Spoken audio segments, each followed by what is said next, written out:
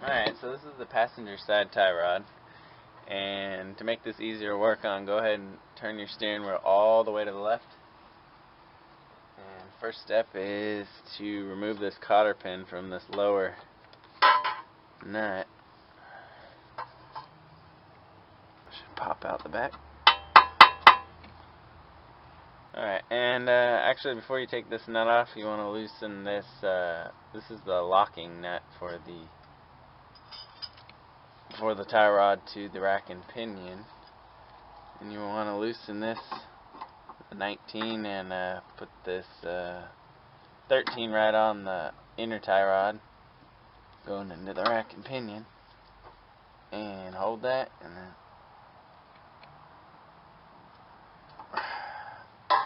there we go. Loosen that up. I marked it off before. That's what the paint pen or the nail polish is for. You want to mark the nut, so when you go to put the new one on, you don't have to mess with your alignment or anything. It'll be back where it is if it's the same length new tie rod in. So then you want to take this bottom castle nut off. That's 17 millimeter on this car. Now there's a few different ways to get this tie rod out of this steering knuckle. Sometimes you can just hit it with a hammer right here on the knuckle and it'll pop out. Sometimes you can hit it down below. You turn this castle nut upside down and tighten it back on.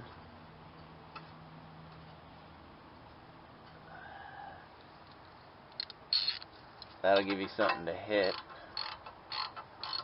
without marring up the bottom.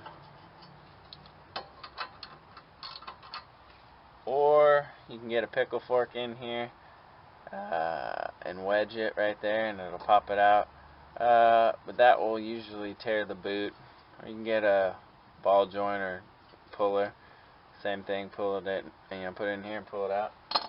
It'll probably come out.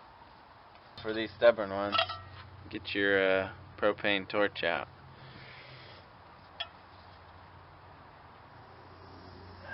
Start this baby up.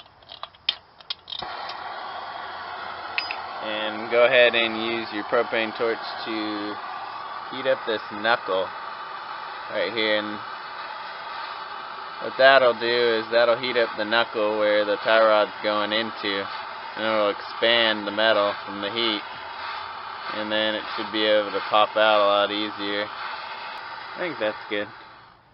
Give it a few more hits.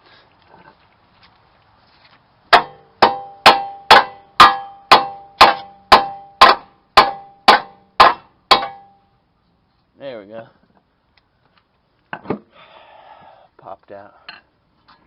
Whew, hot. Now give it a few taps. Oh, there it goes. Pops right out. I like this a lot better than the other methods. If you got a torch laying around, just go ahead and unscrew it now. And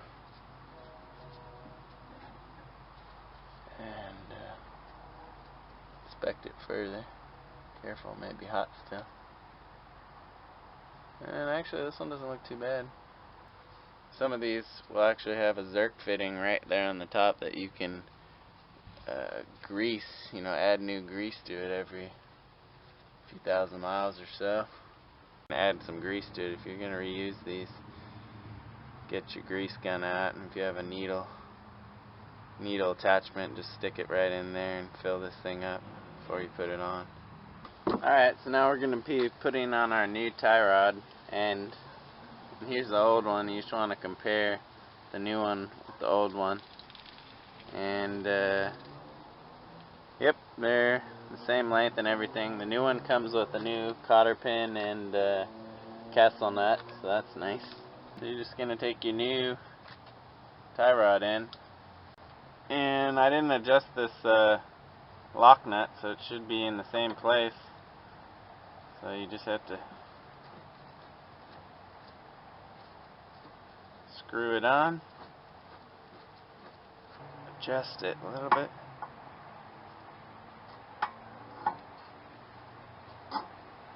Fit it in the knuckle right here.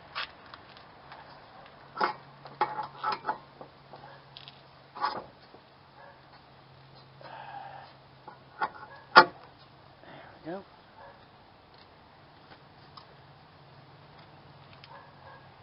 Put your castle nut on the bottom.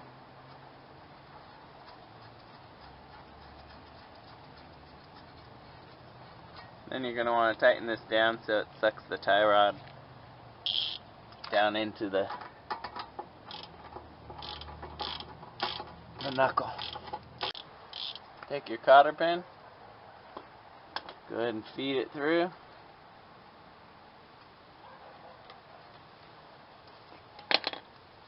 You don't know, pliers.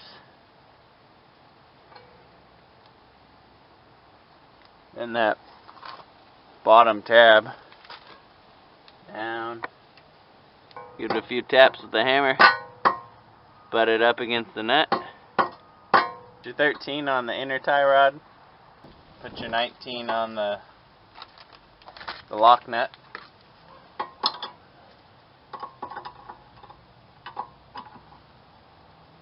Go ahead and tighten it down. That's good. Alright, go ahead and put the wheels on. Tighten all the lugs down with your 21mm. Now lower down your vehicle. Right, now since on this vehicle it's got aluminum wheels, you're going to want to go ahead and torque these down to about 75-80 foot-pounds.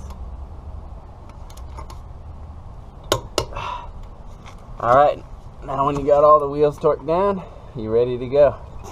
And that's it. Thanks for watching Jonny DIY. Remember, keep doing it yourself. Give me a thumbs up and subscribe to my channel if you could, please. Thanks for watching.